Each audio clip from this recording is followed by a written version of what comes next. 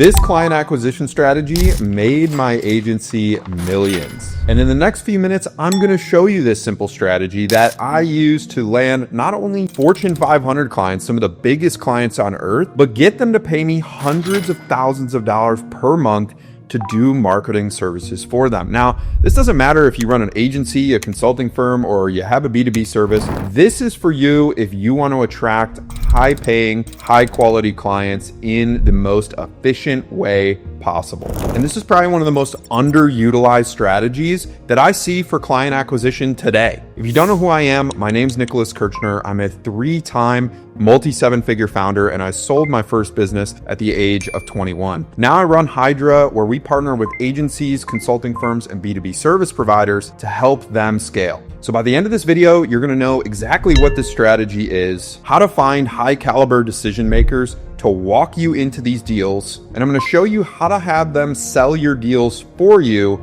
and you just have to close. Now, this isn't anything earth-shattering though. You've probably heard of referrals, and you probably get referrals somewhat frequently in your business if you have a good service. Now, if you're not getting referrals right now, then definitely look at your service delivery, because this is only going to compound those issues if you have service delivery problems. Now, not the focus of this video. Now, the only problem with referrals is that they're not scalable. It is very unpredictable. Every now and then you might have someone toss a lead your way or a random introduction, but it doesn't have that consistency. And in any business that we actually want to grow, we need consistency and predictability. So the question becomes, how do you actually make referrals predictable and scalable? Well, it comes down to building an affiliate network for your business. And what I mean by an affiliate network is basically a group of people that you can rely on to bring you consistent deal flow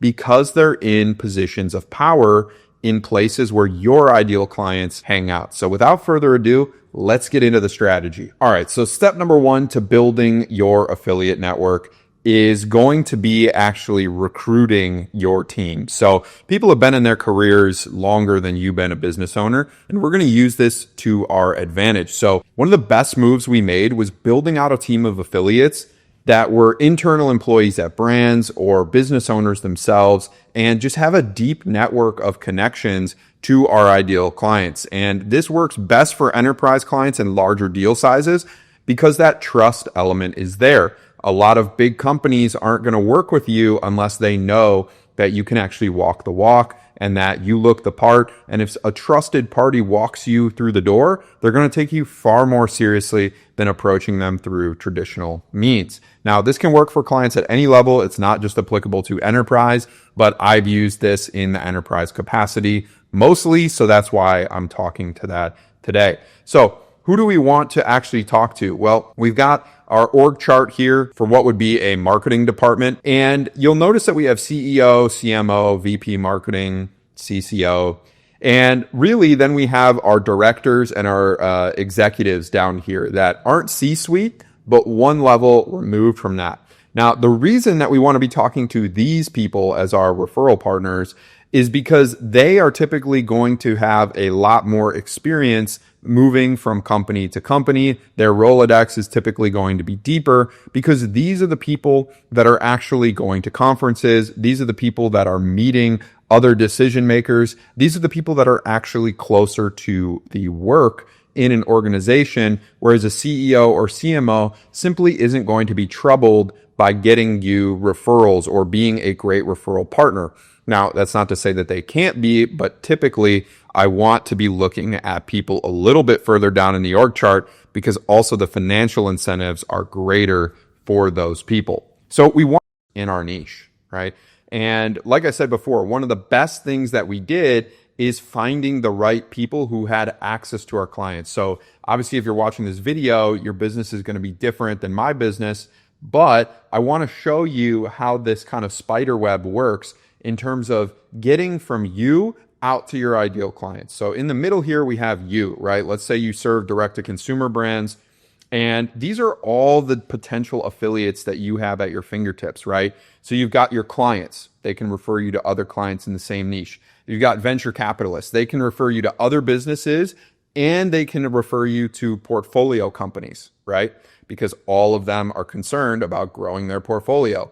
You can talk to private equity groups, right? They have portfolio companies or they have a deep Rolodex to other businesses.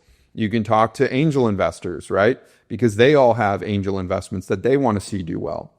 You can talk to investment banking groups. You can talk to family offices. There is a wide range of potential affiliates on the investment side, because if they're deploying capital, they want to see a return on that capital. And if you provide a service that helps that business that they've invested in generate more revenue, which if you're on this channel, you're probably a B2B business that helps other businesses grow in some capacity, great bet, right?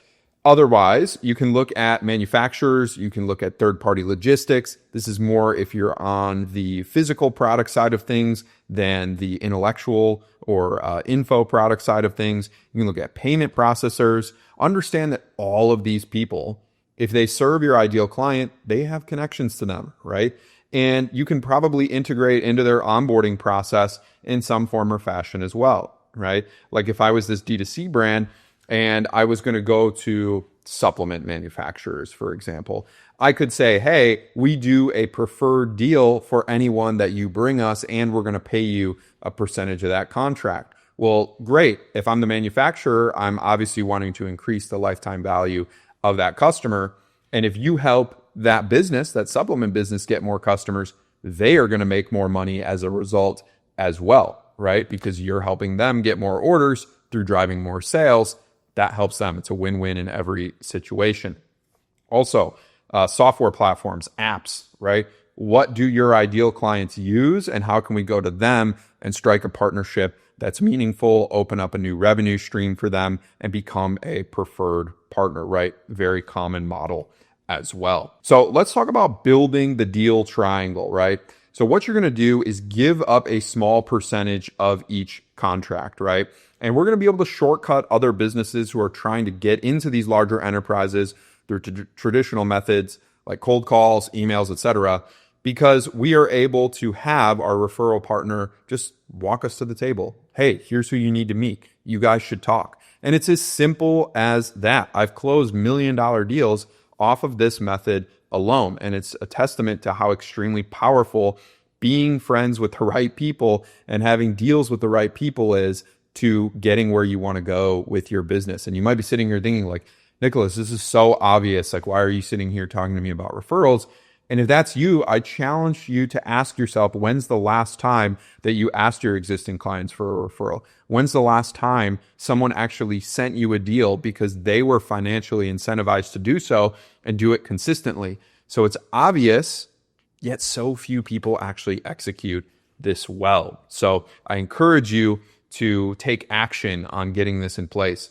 And you're going to want to have them sign an affiliate agreement. Now, this affiliate agreement is basically outlining the terms between you and your affiliate partner, basically saying, hey, the extent of the relationship is you are going to provide us contacts, you're going to provide us leads, and in exchange for that, we are going to incentivize you on the first part of the contract, right? If it's a 6-month, 12-month agreement, we're going to pay you out a fixed percentage on that. Anything beyond that, hey, that's fair game for us. You're not going to be paid out on that anymore. Terms like that, right?